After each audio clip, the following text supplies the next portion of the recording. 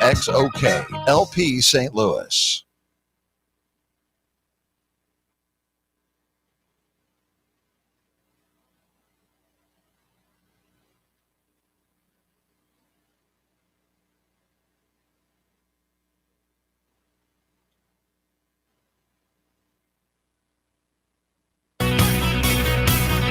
Good morning, ladies and gentlemen, and welcome to The Mole Hole with the hardest working sports announcer in St. Louis that nobody's ever heard of.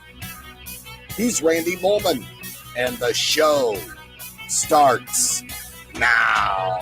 I keep holding on to that mantra, Jim Powers, that nobody's ever heard of. But it's getting to the point where people have now heard of me, which is nice. People know you. People know you. At minimum, they know my voice. Exactly. They hear, but really, my face should stay out of it.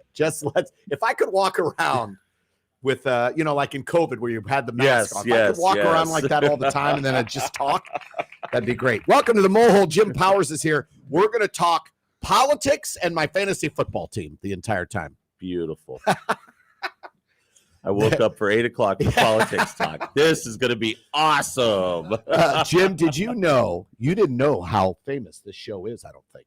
We are on 2 over-the-air networks, Nice. 102.9 FM, KXOK, 92.9 KWRH, 6 streaming options.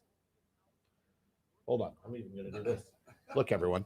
Look at how many things. It's because he doesn't have his cheaters on it. He can't read it. Look at how many options you have. Odyssey app, KXOK. Oh, it's awesome. Oh, yeah. So we're worldwide, baby. Jim Powers, how are you? I'm great. Good to see you. Good to see you. It's it's hard to believe we're almost halfway through the fall season on the high school side. Baseball's wrapping up. College football's in full swing. I mean, it's just it seems like September just flew by. I know. Did you see the stat? This is the first time in Major League Baseball in 30 years that the Yankees, Red Sox, or Cardinals are not in the playoffs. Yeah, it's crazy. It's nuts that you figure at least one of those 3 are going to make the playoffs, but all 3 of them not. I mean, yeah, I saw that stat and I'm like, wow, and I didn't realize that. But my gosh, that's just nuts. It's also good that we're seeing some different teams in the Major League playoffs this year, which I is think kind it's of cool good for the sport. Yeah, so do I. And Yankee fans and Cardinal fans, they like themselves. Some Yankee fans and Cardinal fans, they love themselves. They're not showing up at the ballpark this last month. No. The tickets have been bought, so that's good. Right, but they're not showing up. Yankee Stadium the other day was empty. It was empty. It was barren. Yeah, and I've been to a couple Cardinals games here down the stretch, and it's half full, maybe. Yeah. So it's tough, but those 2 organizations will bounce back. Before we get into some other stuff, we're going to talk Mizzou football. We have an interesting conversation teed up. Jim and I are going to kind of talk about this whole notion about college football going to a relegation system. Don't say anything yet. He's ready to go. And then lost their minds. And then we'll talk a little bit about Adam Wainwright. We have to talk about Adam Wainwright, who's without a doubt finishing his great career here down the stretch. But first, I want to talk. And high school football. We're talking high school football today too. But first, you started a new venture with our buddy Dave Green. Yeah. Let's hear about that. I want to make sure people hear about this new venture. The first thing is, Dan McLaughlin is such a great guy and gave me a great opportunity to keep the spotlight on the high school kids on a free platform. Right. It was a great run for 17, 18 months, but me and Dave Green, me and Dave are, cohorts in crime. Dave started the Caravan, many years ago. I jumped on board when we were back at the old 590 days, and, Dave moved on to some great stuff. I moved on to some great stuff, but still, I still kept my, doing the high school stuff. Right. Well, over the summer, Dave and me, we were chatting, and he's like, I want to get back into the high school game. And I said, well, let's sit down and have a conversation. And so we sat down and we came up with Prep Sports STL.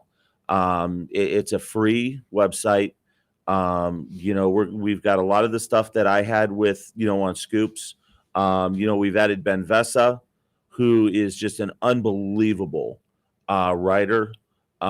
He's covering a lot of the field hockey stuff for us. A lot of those sports. We got Dave Wilhelm, who's contributing on the soccer side of things. I'm doing my podcast. We're doing polls and different things. And the great thing is it's a really neat website, very interactive. And we're also got an app that we're going to roll out probably here in the next month, which is going to be great. So it's kind of turning into a one-stop shop for high school sports. And once again, the big thing is we want to make it free, and we want to keep the spotlight on the kids because the kids deserve it. The coaches deserve it. So, it's great to be back with Dave. I mean, we've kept in touch over the years, and, for it to kind of come full circle, so to say, it is really, really cool. And we've got some big plans. We're going to be adding some more writers here over the next couple months once we start getting in the basketball season. We've got some great photographers that are freelancing and doing some stuff for us. So it's an exciting time. It really, truly is. We're going to get into some video stuff. It was great for us to get back together and kind of get the band back together a little bit from back in the old 590 days. So we're excited.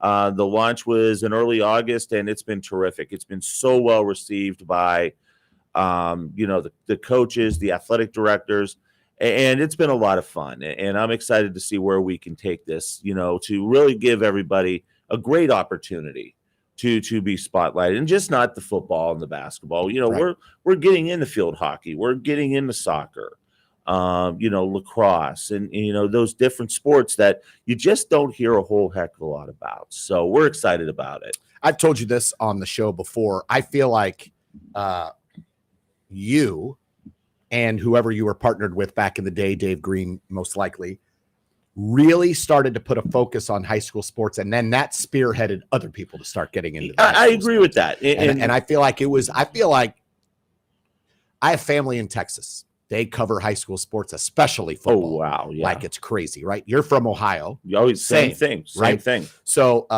for you to come here and start that, when I was covering high school sports, or when I was in high school, no one was covering high school sports except back then the suburban journals. Right. And they would have student writers from each school, right? And I was one of them. I used to write, and I submitted into the suburban journal. They didn't have professionals going out, covering games, interviewing coaches, covering players, telling stories. I feel like you were like the first person that spearheaded that. I think me and Earl. I mean, Earl. That's true for sure. Earl got, and a lot of people put my name with Earl, and I'm flattered, honored, and humbled by that because, and every month I have Earl on my podcast, and we try to limit it to 30, 35 minutes between you guys, between the two of us. But, we could go on for hours and talk about the different things. And, but yeah, and I agree with that. I think also one of the biggest things that I want to make sure we're doing is we're covering the girls. Yeah. The girls' sports are just so important. It's just these girls need the coverage. And yeah, we've got great stories. We've got great stories to tell. And that's where, I'm hoping that we're doing it justice and having a lot of fun. And yeah, I kind of say that when we were doing the 590 stuff, we went from just doing a game of the week to making Friday nights a show. I mean, going on at 6:00, doing a game at 7, then doing a post-game show till midnight. And, when I first pitched that to Dave, and they kind of looked at me funny, and I said, hey, this is what we did back, and they're like, okay, let's try it. Sure enough, it took off, and, I wish we could have remained doing it. But obviously, the landscape changed and all that. But, once again, this is a great way to keep everything, once again, on the free side of things. We don't want to put anything behind a paywall. High school sports does not belong behind a paywall. Yeah. I'll flat out say that. I understand the state championship series and all that being behind a paywall. I get that. But I think just the normal stuff should never be behind a paywall. And that was the one thing that me and Dave just basically said, this is free. We want nothing to do with the paywall. We'll get sponsors. We'll do different things like that. And, we're starting to get some sponsors in, and people are starting to see what we're doing. So we're excited about it. Prep Sports STL. I'm looking at your shirt. Yeah. PrepSportsSTL.com. Yep. You and Dave Green. So what's let's stick with the high school theme real quick. I called the CBC DeSmet game last Friday night. I heard you.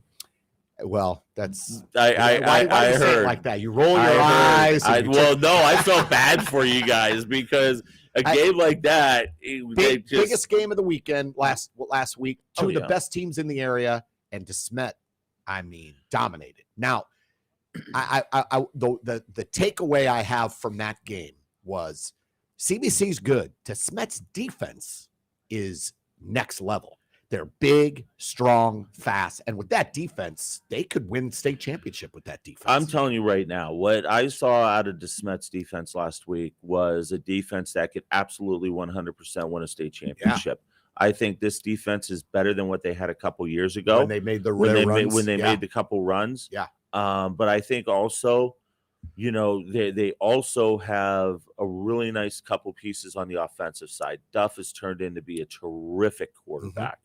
He's making great decisions. He's reading defenses. For a big kid, he can run. Oh, and he can run. 250-plus yard touchdown runs. Right. And you've got that, and then you've got, White at running back. You got the couple receivers.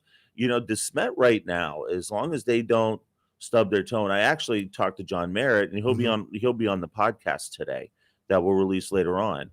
And John Merritt's one of the great guys in the area as a coach. Him and Scott and Adam Cruz over. So I mean, there's just so many of them. But his big thing is we're 0-0 going into this week. And that's how they're approaching things. And when you make the jump to number 3 in the state, a lot of people could argue that they should be number 2. I'll be the first one to say I put them in the number 3 slot. It was hard to bump Liberty North out of moving up to the number 2 slot. They're having a terrific year. Lee Summit North. And I'm telling you right now, the way the bracket shakes out, you could see DeSmet CBC in the state quarterfinal. I know. We were talking about that a little on the broadcast Friday. Yeah. I mean, you could see them match up in a state quarter. Lee Summit North is not going to have an easy road out west because they're going to have to play Nixa in the quarter. Yeah. And Nixa is a terrific team. So, I mean, there's just so many great storylines this year on the high school side. But right now, DeSmet, as long as they take care of their business and they do the things that they can do. And let's preface this too. CBC is going to be just fine. Yeah. But they've got to stack up some wins now. Yeah. And I know their schedule is not easy. No, they go to Lipscomb, Tennessee, to play one of the top teams in the state. Yeah. Then they come back and play Vianney, and then they've got another game in Indiana against. I think it's a return game from when they last year. Yeah, I can't remember the name's escaping me, but they're back on the road, road again, for the final week before playoffs start. I'm just happy from a selfish perspective that CBC and DeSmet, 2 great area teams, are not in the same district this year. I was glad when you're knocking out one of the great teams in the state before districts. Well, here's going to be the thing, and you look at Class 6 District 2, the district that CBC's in. That thing's a meat grinder. Yeah, I mean, you got all the top. You got all the top. And every team, even Vianney, and Vianney's in that district. Vianney's not. They're vastly improved. Chris Starkey has done a terrific job. And he took over a dumpster fire, and he's getting that program going in the right direction.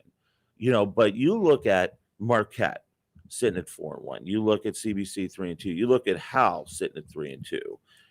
I mean, that district is just absolute. I mean, put it this way, right now, if the season ended last weekend and we were playing first round districts this week, you would have the 2 state defending champions playing each other in the first round of districts in CBC and Howell. Yeah, because they're sitting in the 4 and 5 slot.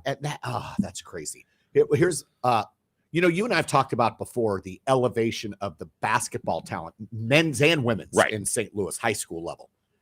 I think football has started to get better and better and better. I feel like, and tell me if I'm wrong, I don't know if you feel the same. I feel like there's more college talent in our area and bleeding over to the Kansas City side than there has been ever or a long time at least. I think over the last 5 to 7 years, and I've talked to a lot of the coaches about this, I think over the last 5 to 7 years, we've seen the talent level of our football players, it just continually rise to where back when I first started, okay, when I moved here in 2004, really started covering high school, a lot in 2006. You would see maybe one kid or two kids, looking at D1 offers. Now you're looking at 2-3 kids per team that are getting D1 looks, and they look the part, they play the part. And a lot of it has to do with the coaching. A lot of it has to do with people are starting to take blueprints from the blue bloods, so to say, the Webb Cities, the Harrisonvilles, the Valley Catholics. They've built programs. Right. And that's what we're seeing here in St. Louis now is we're seeing, you look at what Eric Stewart's done over at Rockwood Summit, and this is the perfect example. They've had terrific years. Why? They've got almost 200 kids in their feeder program, and that, they've got almost 110 kids playing football between their freshman, JV, and varsity. Yeah. That's amazing. I know. That is absolutely craziness. To your point, I live in the Webster area. Yeah. My kids go to the Webster School District. Webster's feeder program has been down for several years. And Connor's their bringing high them? school football program has been down for several years. And now you're starting to see more and more kids playing at the lower levels. And now their varsity's getting a little bit better. They had a big win last week. The thing I said about Webster, when they hired Connor, I said, everybody's got to you got to give him 5 years. Yeah, of course. This is a 5-year project. And like you said, he has to build a program. Right. And by a program, you're not talking about just varsity. No. You have to get interest at the lower levels at the young ages, building them up into your program. Absolutely. And so that's the point. Yeah. Yeah. Right. And then in Webster, you've got the new stadium coming. Yep. That's just that's why I was so happy that the folks at Webb. I love Mossfield. I love me Mossfield. I know. I think it's an old historic field. It's an old historic field. They needed to to finally get the turf and redo the stands and the press box and all that, and it needed to happen because as much as you're trying to chase everybody, you see what Kirkwood did with their new stadium and all that stuff, and now you got to keep up with the Joneses, so to say, for sure. And they were one of the few grass fields left. I know. In the area, and it wasn't even flat. No. And you get to October. I mean, you get to Turkey Day. Yeah. And that thing is muddy. That thing is the crowd. It's not a crowd. The crowd is normally like this. This is like this. Right. But I'm so happy. Yeah, me too. For that, for those kids. But the one thing I've always said was, do not touch Roberts Gymnasium. Yeah. Oh, do not do anything to that. That is. I still think Roberts Gymnasium, when it's packed, that is the best place to watch a high school basketball game. And you and I have been there many times when it's packed for huge games, and not just Webster games, district games, playoff, state playoff game. I mean, that it's got the old school look, and feel, because it is an old school. I love the balcony on the one side. It looks like it came out of the movie Hoosiers. Yeah, like it does. And then when it gets packed in there, the atmosphere is unbelievable. It's loud. Yeah, it's insane. It is. And that, but no, I love what the programs are doing around the area, and it's raised the level of the kids. And now we're seeing, look at the kids that are coming out and making names for themselves on the collegiate level. So I've been following Missouri recruiting for a long, long time in football. And everyone used to say, you can't build a football recruiting class out of St. Louis and Kansas City. There's not enough talent. And you still can't. Right. But there's more talent. You can get half of your class. Yeah. A little more than you can get, 10, 12 players if you got them all.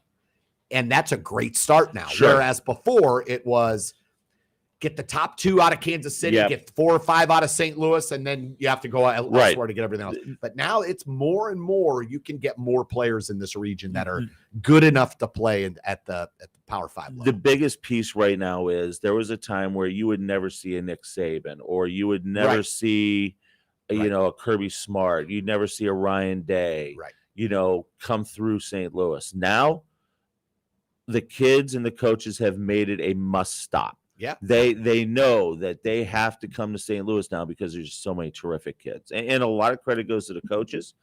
A lot of credit goes to the kids for raising the level of play. And I think it's been terrific. And I'm telling you, I think the word for this year for high school is parity. I think there's just, I mean, the balance is terrific. I sit there every Sunday and I look at the state poll when I'm voting, and I have to sometimes take out a coin and start flipping because, I mean, in all seriousness, because they're all it's right. It's so evenly balanced right now. And, it's hard. Like, you got St. Dominic's team that's playing terrific. Thomas Pulliam has stepped into some really big shoes in Jackson Overton, who had an unbelievable career out there, and they're 5-0, and they're still on the outside looking in Class 5. You got a Summit team that's 5-0, and I sit there every week. I'm like, Summit needs to be moved up, but where do you move them up? Because it's a loaded class, and nobody's losing. Everybody is playing. Now, I think we'll see some shuffling coming up because, like, you got MICDS Lutheran North this week. You've got some really, really big. You've got Marquette Kirkwood coming up this week. I mean, there's some big matchups that are coming down the line. And I also give a lot of credit to the coaches and the ADs. The schedule making over the last 5 years has been absolutely terrific. I think they've realized for them to be successful in the postseason, you cannot play the quote unquote cupcakes in the first couple weeks. You've got to load up. And I go to, DeSmet Kirkwood in week 1. Yeah. When in a million years would you have seen that game take place in week 1? CBC going down to play Bryan, Arkansas, the top team. Right. In the state. Who's won 5 straight 7A titles. And they're going to win a 6th. Yeah. I mean, you never saw that. Right. And now you do, because I think the coaches and the ADs realize that, number one, the way that the system works, and I think the system I think it's way better than what it was. I still wish we'd look at the Illinois model a little bit, because I think the Illinois model is fantastic, but it's as close as we're going to get. And I think the coaches and ADs realize that they've got to play games every week. You can't just sit on a schedule to where you're going to play, some weaker teams early on and try and be ready for playoffs. And that's why we've been so successful in Class 5 and Class 6 over the last couple of years, because of the scheduling pieces that the coaches and ADs have put together to get their kids ready to play in a state tournament. Now, for Class 6 this year, it gets even more amplified, because now you've got true 8 districts. You've got a true district bracket that you've got to maneuver through. Then you've got your state quarters. Then so there's an added game in there. You need to be battle tested and ready. Yeah. All right. Speaking of DeSmet SLU this week. Yeah, it's gonna talk about that. Great atmosphere. I'm actually gonna try and play the part of Randy Molman. Yes, they've got me on PA tomorrow night. Really? Yes. At SLU or at DeSmet? At DeSmet. At DeSmet. Okay. At DeSmet. I've got a lot of ties with DeSmet, with my wonderful better half, and the many years that her father coached up there. In fact, they're going to be honoring a couple of his state championship golf teams. Remind everyone who that is. Frank Hockey. Okay. And we lost Frank in early August. And his legacy up there is just unbelievable. So it's going to be kind of cool, but I'm going to sit there and I'm going to struggle to get through that read without breaking down. Right. But and then Ann's brother is the assistant AD, sports information director, been there for years. So they asked me if I'd come up and do the game. It's their Painted Pink game, which is really cool. And I love the fact that the kids are giving back to the community. I said this earlier this week, that it's cool that they get a chance to play for something bigger than the sport. Yeah. And that's cancer. And that's, we've all been touched by cancer in one way, shape, or form. So, all the proceeds from the game tomorrow night, and it's kind of cool. They're calling it the Jesuits versus cancer. I think it's nice. Awesome. The two school communities getting together, and it's also going to be the Huddle must-see game of the week. So the game is actually going to be put on a national platform. There'll be a link out. You can, on Prep Sports STL. I'll have a story up later on today about the game. There'll be a link there. All the proceeds are going to go to it. The SMEC kids are going to be doing the broadcast, which is always fun to listen to those kids. Yeah. But the biggest thing is, we're going to make money for, the fight against cancer. And all the money stays local, which is awesome. The great work that the American Cancer Society does. In fact, I'm meeting with Lauren Bryant here this morning to talk about their All-Star game in December. But it's going to be a great atmosphere. It's going to be a lot of fun and, great football game. Once again, I can't talk highly enough about the job that Adam Cruz has done over at SLU High, bringing that program, taking over and where they're at right now. Ryan Wingo is one of the top players in the country. Yep. Marco Sansone is turning in to be one of the top quarterbacks in the area. Mm-hmm. So it'll be a lot of fun, and I'm excited to be there tomorrow night for it. So tomorrow night at the Smet. At the Palace on Ballas, as they call it. Ballas. 6 o'clock start, and then leave there, go up to Fox 2 and do the prep zone. I'll finally go in the studio for the first time this year. There you go. So it'll be a lot of fun. I mean, you could catch Jim everywhere. But have fun. We'll talk about we'll get into in the second half of the show. We're going to talk a little Mizzou football, relegation in college football. Come on, Jim. Stop. Relegation in college football. They're talking about it. They've lost their minds. Adam Wainwright and whatever else is on our mind when we come back here in Mole.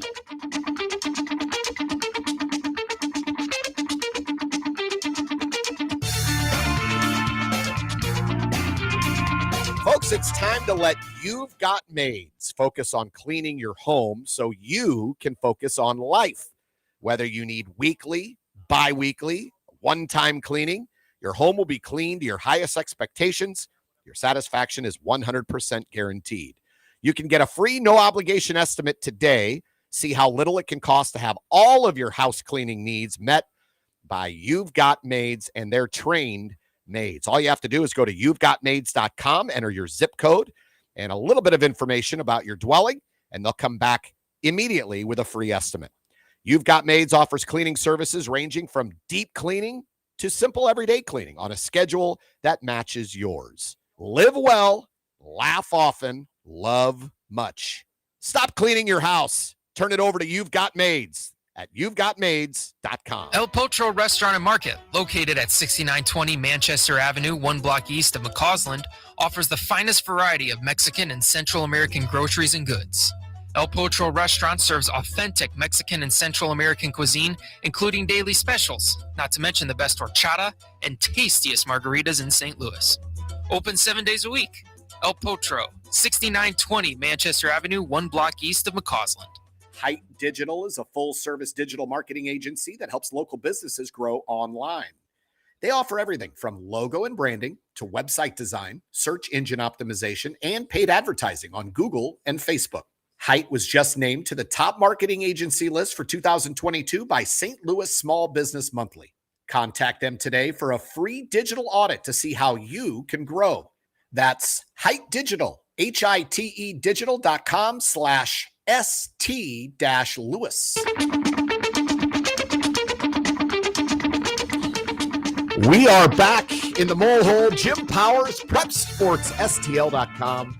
Joining me, Fox Sports every Friday night. Fox Sports, Fox 2. The 2 Fox. And yes, you can finally watch us on DirecTV now. Yeah, that's right. I was getting ready to go on strike until they fixed all that this stuff. This is why I cut out. I started streaming long ago. I love the DirecTV. I will say this. I love the DirecTV stream. So I have not gone to the DirecTV stream. I'm a Sling guy. The DirecTV stream is awesome because I gotta look into that. We've got the three boxes in our house, right? And then I can pull it up on my phone. When my better half we're traveling, she'll sit there and she'll watch a movie or something while we're driving. The fire pit. Just bring the TV out, hook up a laptop, boom, there you go. Yeah. So, but yes, you can finally watch it on DirecTV. Jim, during the break, I saw a headline that stop makes me so excited for the NFL. You are a Swiftie. I know you're a Swiftie. I know you're a big Swiftie. Jets and Taylor Swift is going to be there, Jim. Are you excited? Is that must-watch TV for you now on Sunday? No.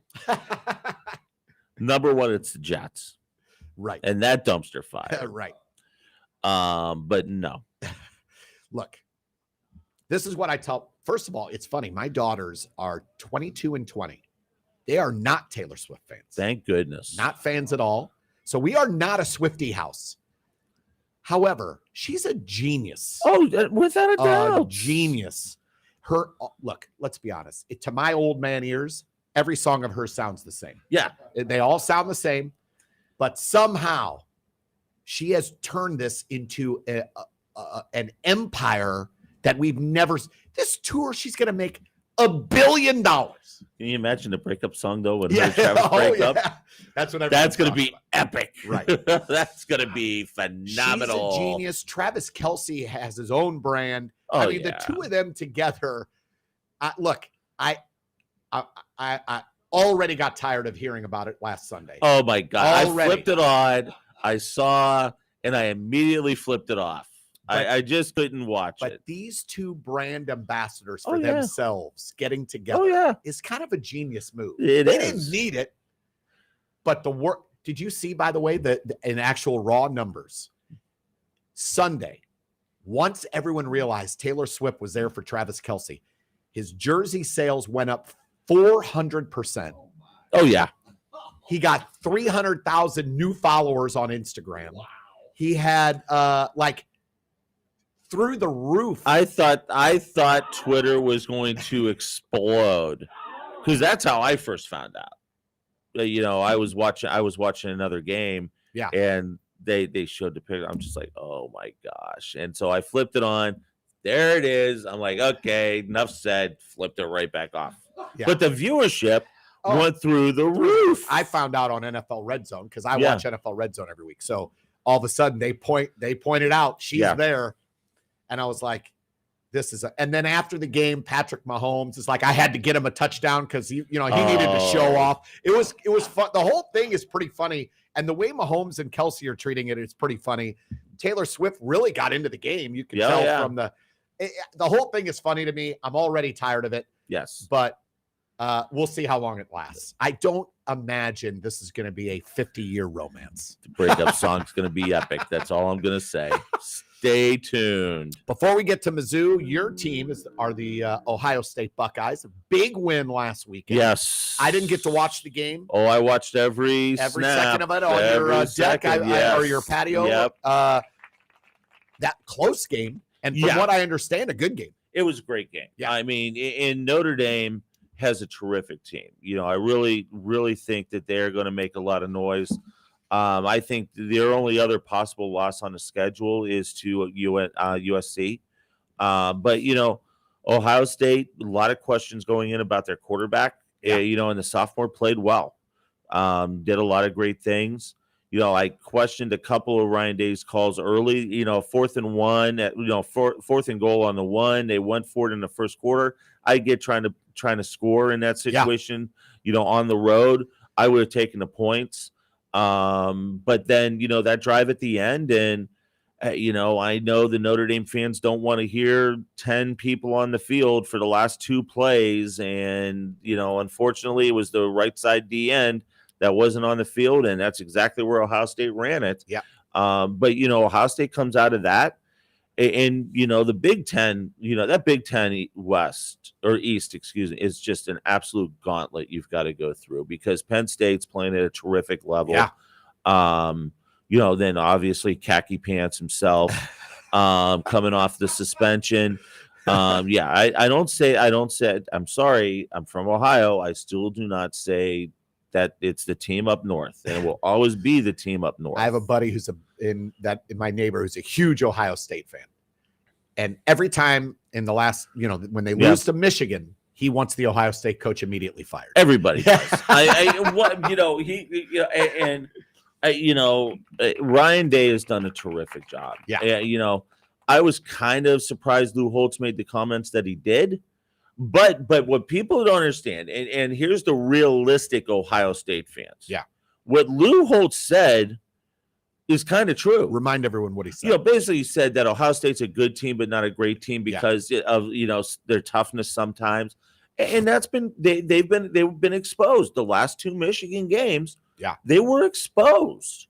And Lou Holtz had a great point, you know, and I thought, you know, once again, I love the post-game press conferences. I actually love the pregame pregame stuff now after what Dan Lemming did up in Oregon. That we're going to talk about. We're going to talk about that. You know, but I think for Ryan Day to come out and, you know, say what he said, I think Ohio State needed that because that's not the side of Ryan Day that you typically see. He's not normally that fiery of a guy. He's a very even keel coach, and he's like Tressel. Okay, very even keel. Right, doesn't get too high, doesn't get too low. But to see Ryan Day come out, you know, after that game, and really, it was a great drive to win the game. You know, it was a smash mouth football game. Oh yeah, it really was. I mean, Ohio State's defense is legit. You know, once again, they'll get tested. They got Penn State later on this year. Then once again, they've got Michigan up north, on the road at Ann Arbor. So it's going to be interesting. But I'm telling you right now, if Ohio State can run the table, I think. Well, actually, I'll say this: if any of the 3, Michigan, Penn State, Ohio State, if any of them can run the table and get into the CFP, they've got a legitimate shot to win this national championship. I'm not 100% sold on Georgia. Or Alabama, who's already lost. Alabama's going to catch another loss, and we will not be talking about Alabama. You know, Texas, it'll be interesting to see what Texas does. You know, Oregon, I think that was a statement. This past weekend, and USC, you know, I think they're going to make once again, I think Deion Sanders is good for the game. I think he is the way he treated the transfer portal. Me and you've talked about it. You know my feelings about the portal. Right. I'm not a fan. Right. But he used the portal the way it should be used. You know, and a lot of people don't like him whacking 70 kids, bringing 70 more in off the portal, but we saw what had happened. He was 3-0 going into that game. You know, and that's what coaches need to do if they want to be successful now. So let's talk about Deion for a second. I love Deion Sanders. I've loved him since he was a player. One of the greatest athletes we'll see in our lifetime. Major League Baseball player, and an all-pro Hall of Fame player in the NFL. Him and Bo Jackson are the two best athletes we'll ever see in our lifetime. No doubt about it. And I love that he's bringing every year in college football. What are we talking about? Michigan, Ohio State, Alabama, Georgia, USC on certain years. It's the same teams every year. This year, there's a narrative change. Deion Sanders, what's he going to do at Colorado? He's bringing all the A-list celebs to games. He's doing pregame concerts with the top artists. They're doing the hype train is real. It is. And Deion Sanders is more than just hype. The way he loves his kids, the way he treats his players, the way he tells people, hey, you send your kid to me a boy, I'll send him back to you a man. And he's not lying about that. No, he's not. And he's a pretty dang good football coach. He is. Now, on the flip side of that. This is where I am the biggest flip-flopper there is. I love the Deion hype train. Absolutely love it. But I also love it when people who love to put themselves out there, talk a lot of smack, get punched in the mouth. And that's what happened last week. Without a doubt. And I do, you just talked about Dan Lanning's pregame speech. There was a lot of national media people that were like, I don't know that I cared for that. But they're okay with Deion. Firing back at the Colorado State coach for his comments. There's that double standard where they're like, oh, we didn't care for that. These coaches that have to play Deion, they're going to make it a point now before his team gets better to punch him in the mouth. Without a doubt. And Dan Lanning's speech, I agree with you. I loved it. He was like, they're playing for clicks. We're playing for wins. It's not true. Deion does play for clicks, but they also play to win. Right, exactly. But Lanning trying to get his men fired up, I loved it. I loved it. And what people have to understand, as a coach, you have to use any little thing that you can get your hand on. For sure. People say, locker room material. Well, guess what? It is a real thing. Yeah. And I loved what he said. I loved what he said at the half.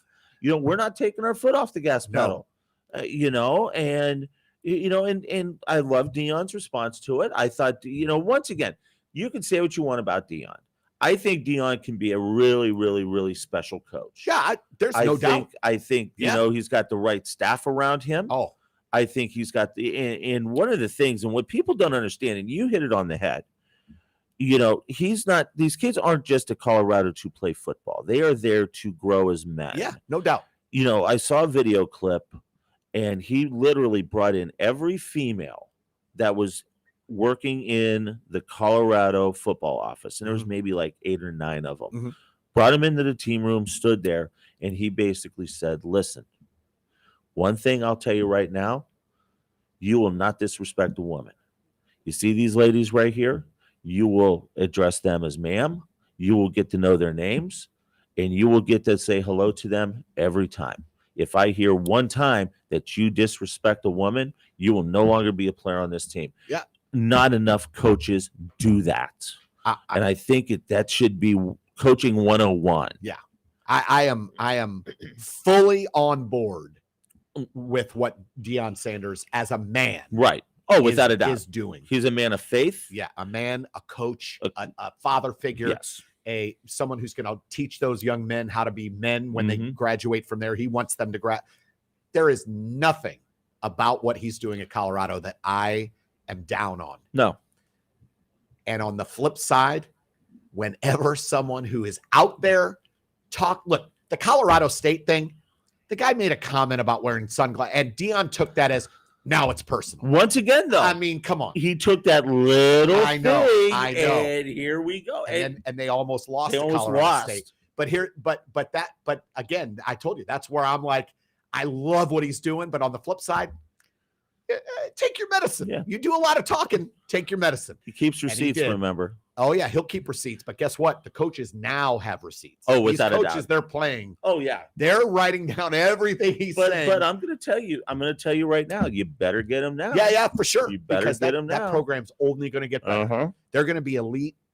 Maybe not next year. 2 years. 2 years. That will be. We'll be talking about Colorado like we talk about Georgia. Oh, without a doubt. I totally agree with that. No doubt. All right.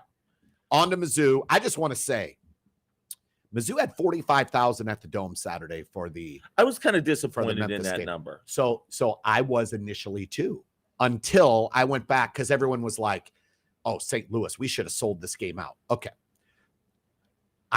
On the surface, I was behind that. I'm like 45,000. That's only 10,000 more than the Battlehawks. Yeah, get exactly. for games. But I went back and looked. Mizzou played BYU at Arrowhead a few years ago. Right. They got 42,000 at Arrowhead for that game.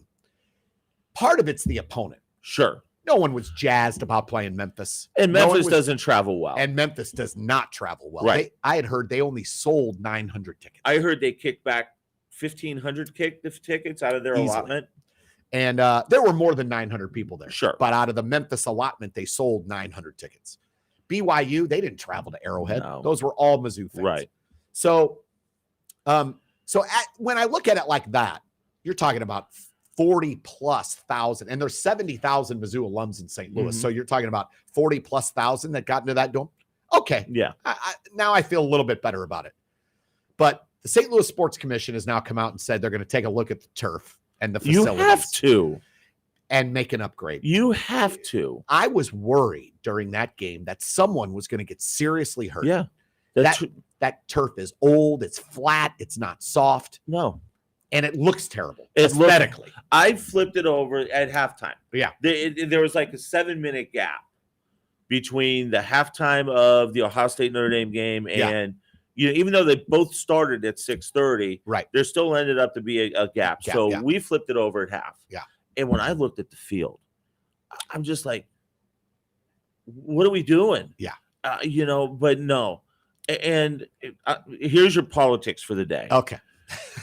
You got all this money, which they haven't spent. which yet, they by the way. haven't spent a Yeah. doggone cent That's of that $273 million in the agreements in the settlement. How much does it cost to upgrade a turf? You should know this. About 200,000.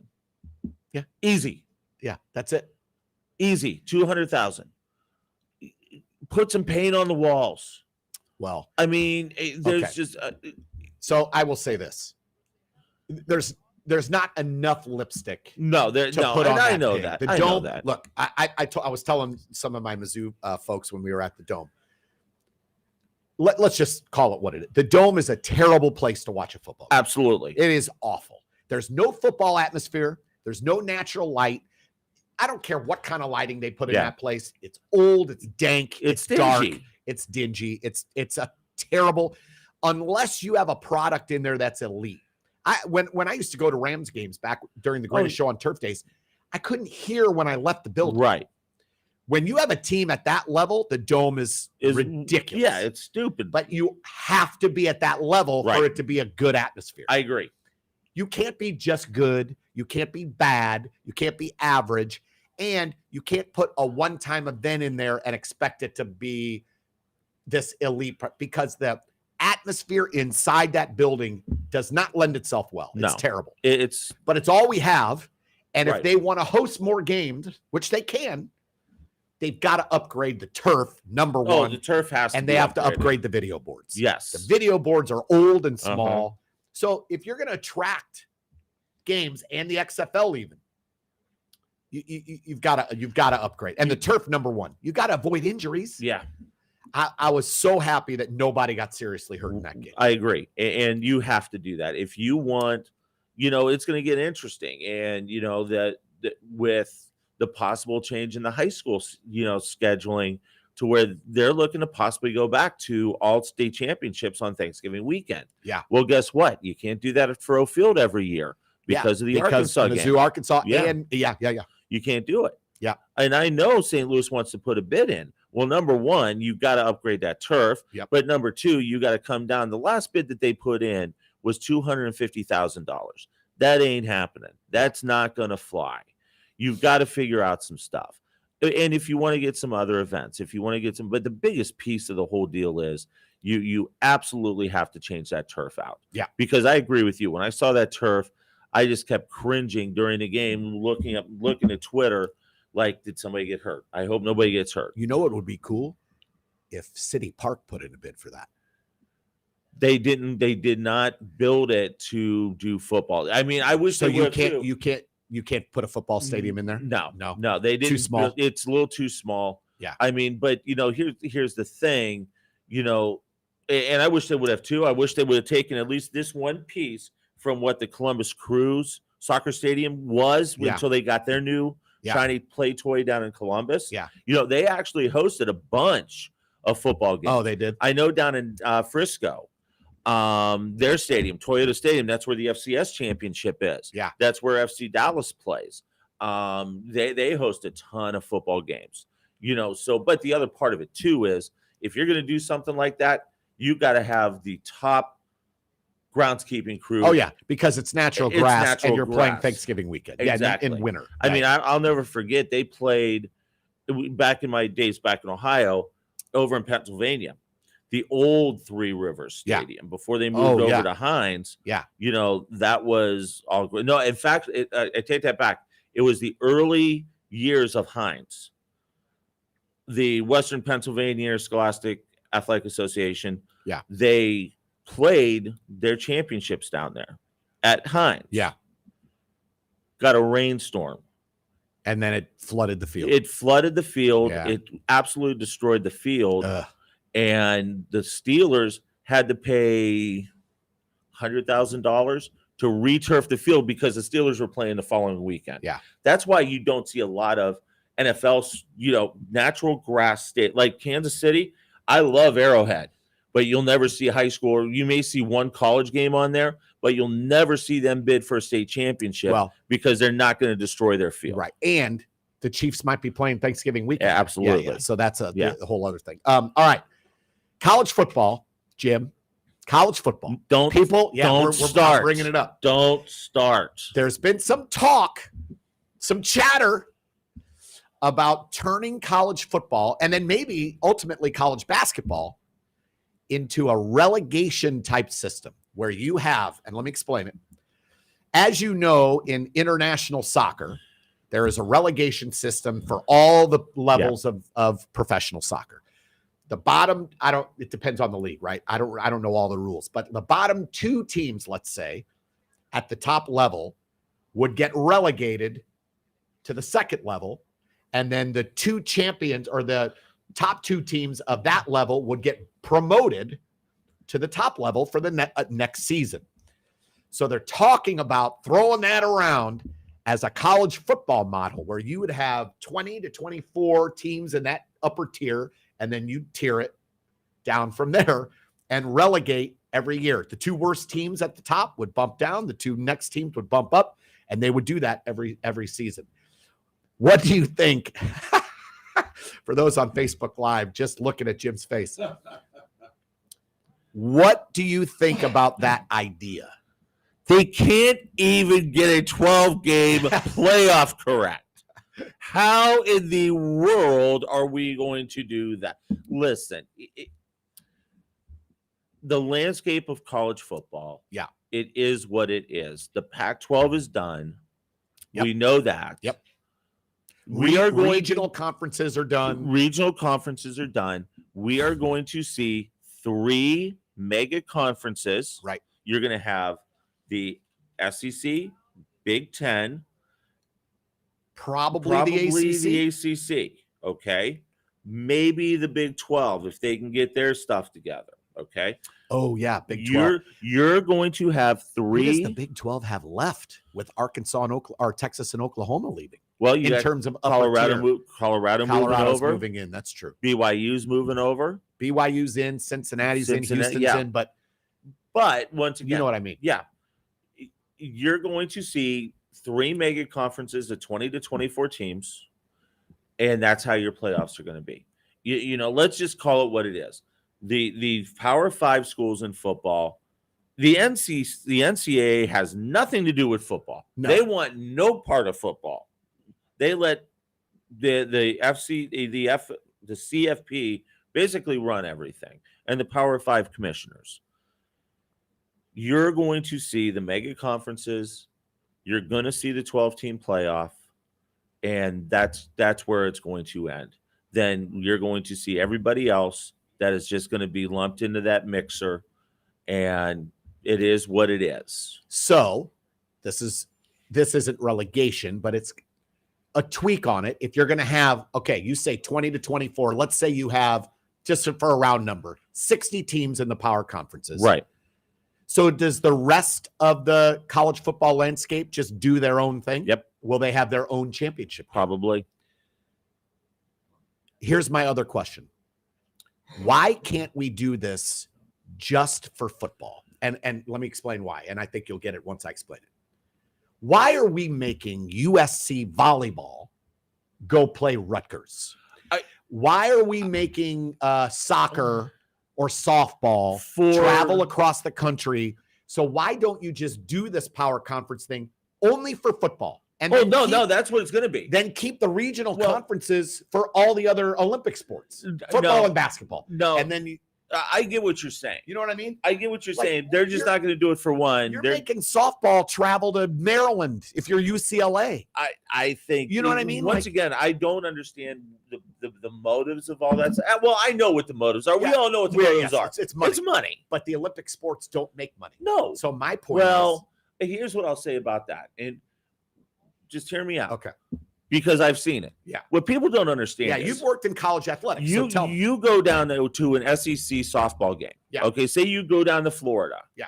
Okay. They're putting 6,000 people in their stadium. You go baseball. You go down to Mississippi State, or I'll use it even closer. You go to Arkansas. You go to Baum Stadium when the Razorbacks are playing a home baseball series against an SEC team. Arkansas, Vanderbilt, Tennessee. They put 10,000 people in Baum Stadium. It's 10,000 people with far less ticket prices Yes. as opposed to 70 to 100,000 seat stadiums in football where Right. you're paying 150 a ticket. Right. My point is, what? Oh, the travel's ridiculous. Yeah. The travel's stupid. Right. And that's my point, is that what's the cost offset, even if you're going to these packed stadiums, for Maryland to go to UCLA to play softball? Well, I mean, come on, the travel's got to take a huge chunk out of it. Well, So my point is, if you're gonna move to these power conferences in football and basketball, I'm all for that. Yeah. But let's keep the regional conferences in place for baseball, Sure. softball, gymnastics, volleyball, so that one, they save that money on travel, and two, they get to keep their regional rivals. you got to remember too, though, how much. Here's the other reason this takes place. It's the TV rights deals. You know how much schools get from the TV deals. But they could still get it. USC is still going to get that money from their TV deal, and then still be able to keep their regional conference for softball or volleyball. Yeah, know what I but all mean? that money goes into one pot, though, and Yeah. it gets split around their whole athletic There's department. got to be a way to do that. I think they'll just- figure out something, but I'm telling you I right just now, feel like football and basketball should be separated out I and think leave everything else the same. I just think it should be football. I think we got enough parity on the basketball side, Yeah. To where we how many times have we seen the Cinderella stories Yeah. in March Madness? Yeah. We've seen it every year. We see it every year. Yeah. Football, you don't see it. Yeah. I think it's going to be football as a standalone. Everybody else is going to do their thing, and that's where we're going to end up. We're already seeing some parity in football. Look at the SEC this year. There's a lot more parity. Georgia's not as dominant. No. Alabama's not as dominant. You got teams like Tennessee, not as dominant. No. Florida already has a big loss. Like, I'm going to tell you right now. I think that for the first time ever, in a long time, there's going to be only one SEC team that gets into that 14 playoff. I'm going to tell you right now, the Pac-12 is better than the SEC. I and think people don't shoot me when I say this. overall, But especially overall, at the top right now, I think I agree. Oregon, Washington, Yeah. USC, Utah. And by the way, all of those quarterbacks, other than Utah's defense, though, is ridiculous. but Washington State, Washington, Oregon, Southern Cal, you could make an argument. Yeah. Those four quarterbacks of those teams are better than any quarterback in the SEC right now. I would agree with that. I mean, 100%. That is, and then in the Big Ten, Ohio State, Michigan, SEC is going to get one team in this playoff. I this year. 100% agree with that. Yeah. I 100% agree with that. And I'm going to tell you right now, you're going to see, depending upon who runs through the gauntlet out in the Pac-12, the final year of the Pac-12, if somebody can go undefeated, that team's going to make it in. It'll be the first time doubt. we've seen a Pac-12 team in a a while. long. I Yeah. think the USC Texas, when USC played Texas in the Reggie Bush, Matt Leinart And I'm years. going to throw this out there. SEC fans are going to get mad at me. You get an undefeated team in the Pac-12. If Florida State runs the table in the ACC, and then whoever Ohio runs the table State, in Michigan, Yep. if the SEC doesn't have an undefeated team, if Nope. Georgia loses, Yeah. because Alabama's already lost, if Georgia loses, there might not be an SEC team in the No. Final Four. No, you're right. And you want to see Greg Sankey go out of his ever-loving mind? You want to see Paul Feinbaum just go nuts?